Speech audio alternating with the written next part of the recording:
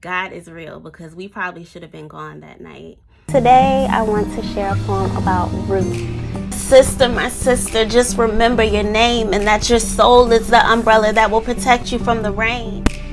Welcome to my channel where everybody is somebody and God is the head. My name is Lashanae Monique, and today I want to share with you 3 miracles that prove to me that God was real. So I haven't written any notes today. I'm just going to do it off the top of my head. So if I mess up, it happens, okay? So the first miracle, I was about 18. We were down the beach. I live in Virginia Beach, and my car was a stick shift, right?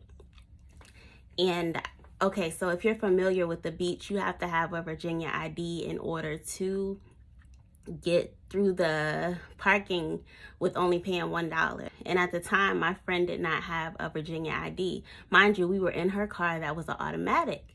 So she wanted to switch out our seats, and I drive through the parking, and so I could use my ID so we could pay $1. So we switched spots in the car, and for some reason it didn't register to me that I was driving a automatic instead of a shift. So instead of pushing the brakes, I pushed the gas, and there was oncoming traffic, and I'm not going to say something, God stopped that car that day, and we ended up not being in an accident. So that's the first miracle that showed me God is real.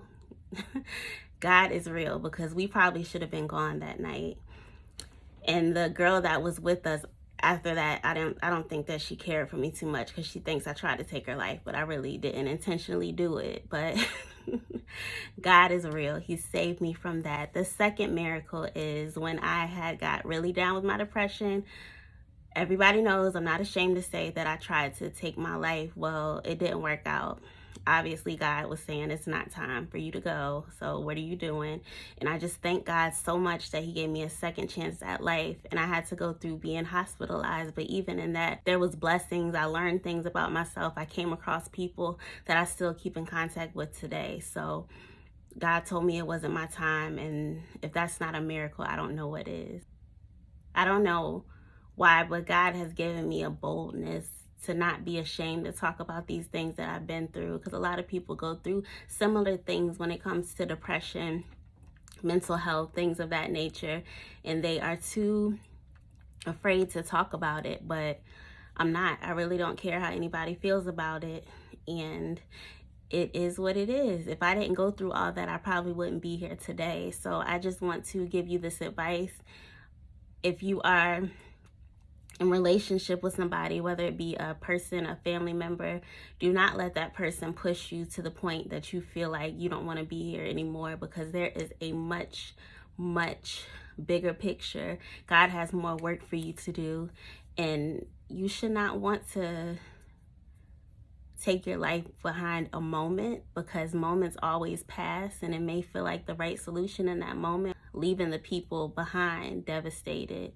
So you really haven't accomplished anything, and God has great works for you to do. If you're feeling that way, what you need to do is get past this moment, because this trouble is not gonna last always. I'm kind of an old gospel person, so it's a song that says, I'm so glad trouble doesn't last always. But I do want to encourage you that if you are having those thoughts, to definitely get the help that you need, whether it be therapy, whether it be medication, whether it be something more drastic. Get the help that you need. The thing about depression is depression wants to isolate you, and once you're isolated, you are not going to want to talk to anybody, right? So you'll just stay in your room with your thoughts, and as you're doing that, the devil's just going in, telling you how you're worthless, telling you how you haven't done this, you haven't done that, and it's just going to make you feel worse. So if anything, if you need to get up and get out and take a walk, if you need to go out with friends, whatever you need to do to get you out of that rut, whatever you need to do, please don't stay there. I have a lot of experience with depression, okay? And I am a living witness that God will bring you out eventually. So don't think that this is the end, because it's not.